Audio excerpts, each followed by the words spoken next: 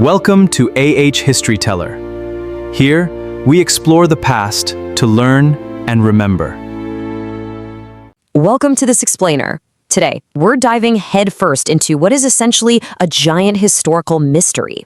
Like, how exactly did a 13th century army from the steppes achieve such an unprecedented, almost unimaginable scale of devastation? We are going to completely deconstruct the anatomy of Genghis Khan's war machine. Okay, let's just tackle the elephant in the room right away. 40 million. That is the estimated number of lives lost during the Mongol conquests. Just to put that into perspective for a second, that was roughly 10% of the entire global population at the time. 10%.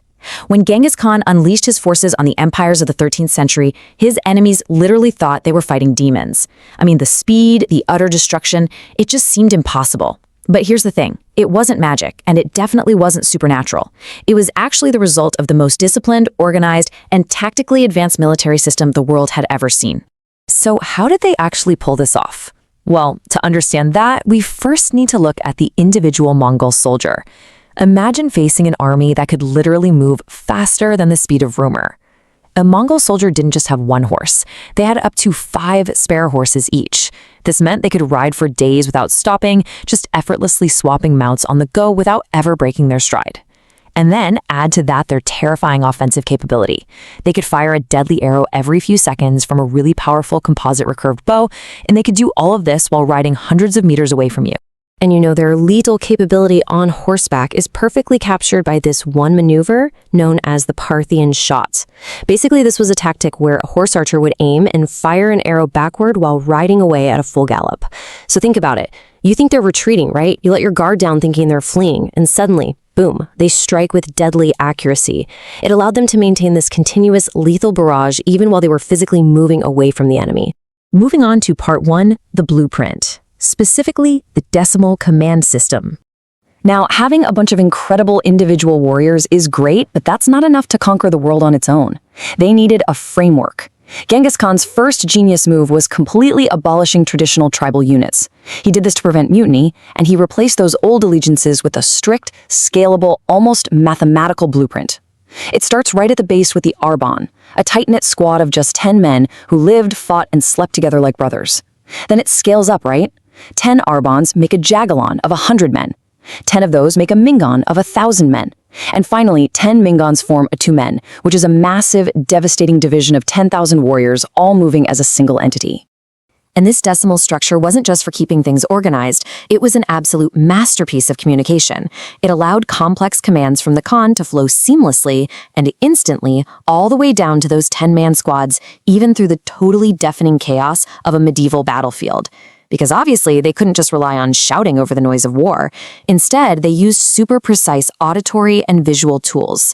We're talking synchronized hand signals, booming war drums, and these really clever, specialized arrow whistles that produced a distinct, piercing sound as they flew through the air. So, how exactly was this incredibly efficient system maintained? Well, through absolute, unyielding discipline. Here's the kicker.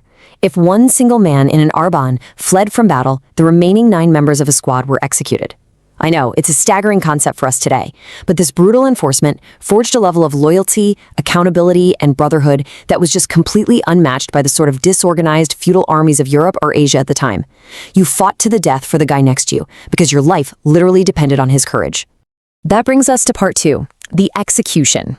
And we're going to look at the Feigned Retreat. If there is one thing you gotta know about the Mongols, it's that they rarely, if ever, fought a fair fight. They absolutely loved psychological manipulation and deception. Let's walk through the choreography of their ultimate trap, the Feigned Retreat. First, the Mongols' vanguard aggressively charges the enemy and gets into a really brief, intense fight. Step 2, they suddenly pretend to panic. They break off the attack and retreat in total theatrical chaos. Now, step 3 is where the trap actually springs. The enemy, sensing an easy victory, breaks their tight defensive formations to eagerly chase these fleeing Mongols.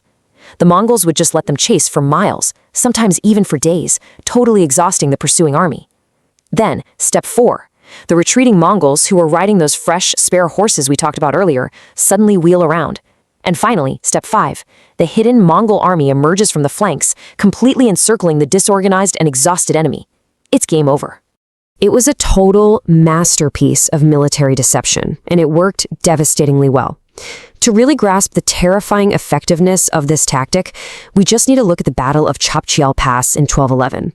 The Mongols used this exact maneuver to draw out the massive, highly formidable Jin dynasty forces. The trap was sprung, the encirclement was executed flawlessly, and the resulting slaughter was so complete that historical accounts describe the piled-up bodies of the Jin army as looking like rotten logs just scattered across the landscape. Next up is Part 3, the Mind Games. Weaponizing fear and technology. Now, defeating an army on an open field is one thing, but how did a bunch of nomadic horsemen manage to conquer heavily fortified, stone-walled cities? Genghis Khan didn't just stubbornly throw horses against stone walls.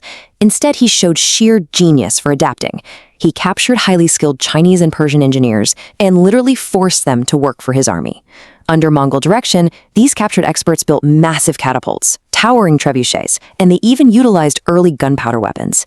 If a city dared to resist, the Mongols would just roll up with this cutting-edge, newly acquired siege technology and use it ruthlessly to batter down the defenses. But honestly, often they didn't even need to fire a single catapult. They just offer a standard, terrifyingly simple ultimatum. Surrender immediately, and your city is spared. Yeah, you're going to be heavily taxed, but you get to live. But resist, even a little bit, and the Mongols will slaughter every living thing inside, pull down your city walls stone by stone, and literally leave a mountain of skulls as a grim warning to the next town. By making the consequences so absolute and horrific, Genghis Khan weaponized fear itself. He was winning battles before a single sword was even drawn. Let's trace how this contagion of terror was deliberately spread, because it's actually pretty brilliant in a dark way. Step 1, the Mongols make an example of a resisting city through absolute total slaughter. But step 2 is the psychological masterstroke. They deliberately allow just a few survivors to escape the carnage. In step 3, those traumatized survivors flee to nearby cities, spreading the horrifying first-hand news of the massacre. On top of that, Mongol spies, completely disguised as simple merchants, would infiltrate these neighboring towns, just heavily amplifying the rumors of the Mongol army's wrath. By step 4, neighboring cities were so utterly terrified by these stories that they would just open their gates and surrender before the Mongol vanguard even appeared on the horizon.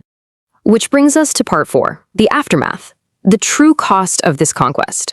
So all of this, the unmatched mobility, the strict discipline, the brilliant feigned retreats, and the calculated psychological warfare, it created an entirely unstoppable machine. Which really brings us back to that staggering reality we started with. Genghis Khan brought the world to its knees, leaving an ocean of blood with upwards of 40 million dead.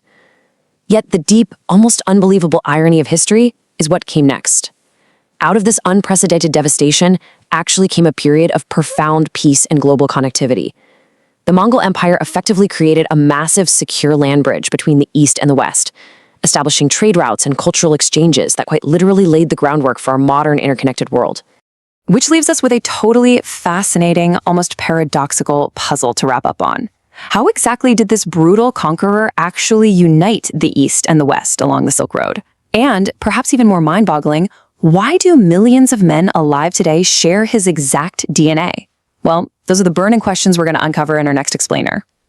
Until then, keep questioning the past, and thank you so much for joining me to unpack the brilliant, terrifying machine of Genghis Khan.